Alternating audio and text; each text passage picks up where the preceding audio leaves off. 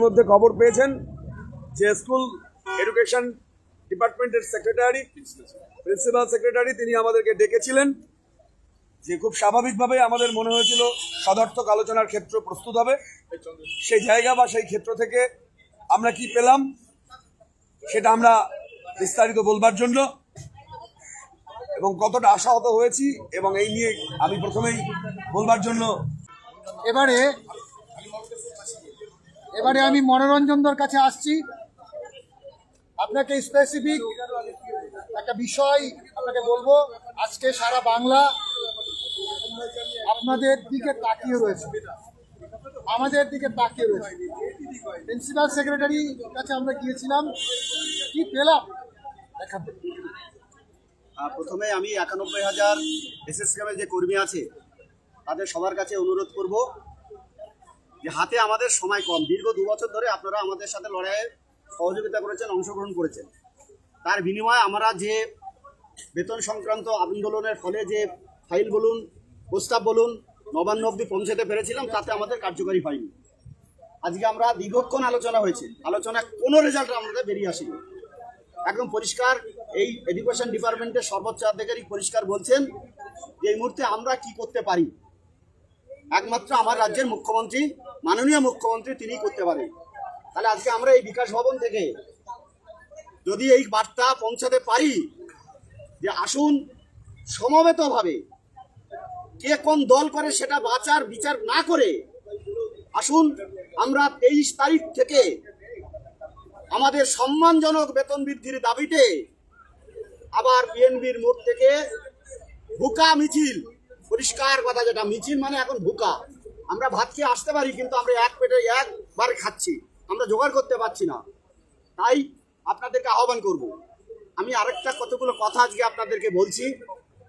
আমার এই রাজ্যের এমএসকেএসকে সর্বশিক্ষা কর্মী, কর্মচারী, পার্শ্ব শিক্ষকদের যত নেতৃত্ব আছেন, আমি কারো নাম ধরে বলছি না, সরকারি সংগঠন বলুন বা অন্য কোনো সংগঠনের বলুন, সবাইকে আমরা আহ্বান করছি যে সমস্ত ইগো ভুলে, সমস্ত বিতর্ক ভুলে, রাজনৈতিক পরিপাটির বাইরে বেরিয়ে এসে সবাই আসুন। ২৩ তারিখ থেকে আমরা যে লাগাতার কর্মসূচির ঘোষণা করতে যাচ্ছি, সময় বলে দেবে কোন দিকে যাবে। কারণ আজকে আধিকারিকদের সাথে কথা বলে যে আমাদের মনে হলো মার্চের ফার্স্ট উইক এর পরেই নির্বাচন ঘোষণা হয়ে যাবে। তাহলে নির্বাচনী এডমার্কও চালু হয়ে গেলে আমাদের হাতে, সরকারের হাতে কিছু করার থাকবে না। তাহলে আমাদের কাজ কি? আমাদের কাজ হচ্ছে দীর্ঘদিনের ধারাবাহিক লড়াই। সেই লড়াইকে বাস্তবে রূপান্তরিত করতে গেলে সবাই আবার একসাথে ২৩ তারিখ থেকে আমাদের মাঠে নামা ছাড়া কোনো রাস্তা নেই। আপনারা দেখতে পাচ্ছেন এখানে আমরা যারা আছি। মনোরঞ্জন দা, আপনার কাছে একদম স্পেসিফিক আর একটা কোশ্চেন করছি।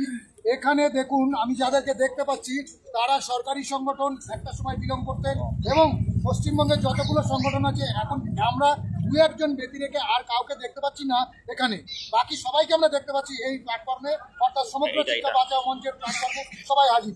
আপনি যারা বাইরে আছে, এই মঞ্চের বাইরে যারা আছে, তাদের উদ্দেশ্যে কি বার্তা দেন? আমি একদম পরিষ্কার আপনার কথা মতো আমি বলছি যে আমাদের সরকারি সংগঠনের যারা প্রেসিডেন্ট, কার্যকারী প্রেসিডেন্ট রমিউল বাবু, জীবন বাবু, এবং এদিকে দক্ষিণ ২৪ পরগনার বুবাই কোলে, যারা সরকারি সংগঠনে বিলংস করছেন, আবার আমাদের ১০০ সহকর্মী, আমার কোনো বলতে আপত্তি নেই, মাননীয় ভগীরথ বাবু, যারা আমাদের এখনো বাইরে বিরাজ করছে। আমি আজকে এইখান থেকে, এই লাইভ থেকে আমি তাদেরকে এই কর্মসূচিতে অংশগ্রহণ করার জন্য সমস্ত বিভেদ ভুলে সবাইকে আসার জন্য আমরা আহ্বান করছি। আমাদের মধ্যে কোনো ইগো নেই, আমাদের মধ্যে কোনো বিতর্ক নেই, কিন্তু এইটা তার মানে এই নয় যে রাস্তার আন্দোলন ছাড়া দাবি আদায় হবে। সোশ্যাল মিডিয়ায় অনেক কথা বলতে পারেন, অনেক বিতর্ক তৈরি হতে পারে, কিন্তু বাস্তবে কিন্তু কারো ভিতরে কোনো অসামঞ্জস্য, কোনো বিতর্ক নেই। দিনের শেষে কেউ এমএসকেএসকে শিক্ষক আর কেউ পার্শ্ব শিক্ষক, যন্ত্রণা কিন্তু সবাই সমান। তাহলে সব যন্ত্রণা নিয়ে, সমান যন্ত্রণা নিয়ে কেউ মাঠে বসে থাকবে, কেউ ঘাটে বসে থাকবে, আর কেউ রাস্তায় বসে থাকবে, এটা হতে পারে না।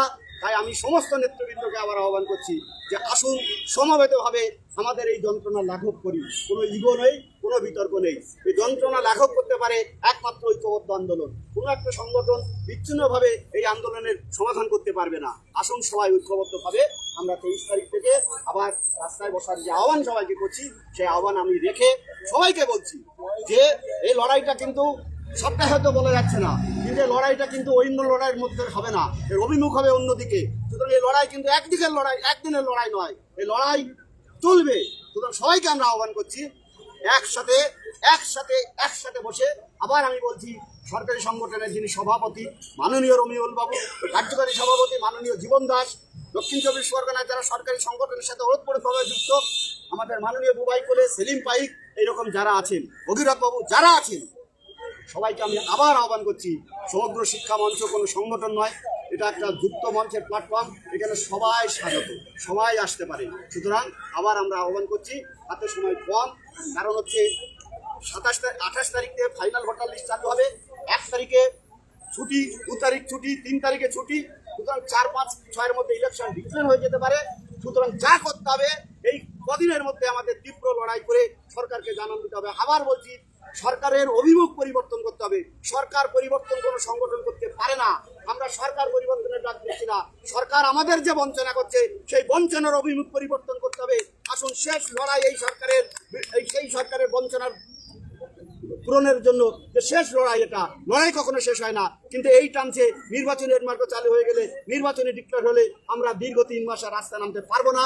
তাই সবাইকে আহ্বান করে আমরা আবার আহ্বান করছি, আমি আহ্বান করছি পার্শ্ব শিক্ষককে, আহ্বান করছি এমএসএসএসকে টিচারকে, আহ্বান করছি কর্মচারী বৃন্দকে, যে আপনারা যদি সমবেতভাবে এই লড়াইতে অংশগ্রহণ না করেন তাহলে বিপদ সবার। দাবি আদায় করতে গেলে সমবেতভাবে আদায় করা ছাড়া কোনো রাস্তা নেই। কারণ প্যাব রিপোর্টে 91,000 কর্মীদের পাঠানো হচ্ছে দিল্লিতে, অর্থাৎ কর্মীদের মাইনে আসছে একভাবে, অর্থাৎ 91,000, সেখানে এমএসএসএসকে 39, আমাদের 40, অন্যান্য কর্মীদের মিলে টোটাল 91,000। ক্যাব রিপোর্টে একসাথে সরকার মাইনে বৃদ্ধির প্রস্তাব করছে। আমাদের যদি 10 টাকা বাড়ে, এমএসএসএস টিচারদের 10 টাকা বাড়বে, সর্বশিক্ষা কর্মীদের 10 টাকা বাড়বে, তাহলে লড়াইটা কেন সমবেত হবে না? তাই আমি সবাইকে আহ্বান করছি যে কে পার্শ্ব শিক্ষক, কে এমএসএসএস শিক্ষক, কে কর্মচারী, কে শিক্ষাবন্ধু, ওসব ভুলে যান। আসুন বেতন যখন সবার একসাথে হচ্ছে, বেতন যখন এক পংক্তিতে হচ্ছে, আসুন সবাই একসাথে লড়াই করি। ওই কে শুধু পার্শ্ব শিক্ষকদের আন্দোলন করব, শুধু এমএসএসএসকে আন্দোলন করব, এই আবেদন, এই মানসিকতা দূরে সরিয়ে আসুন, একসাথে আসুন লড়াই করি। যা হবে রাস্তায় পথ দেখাবে, রাস্তায় আমরা দেখে নেবো কোন দিকে আমরা যাব। নমস্কার, ধন্যবাদ, ভালোই থাকুন।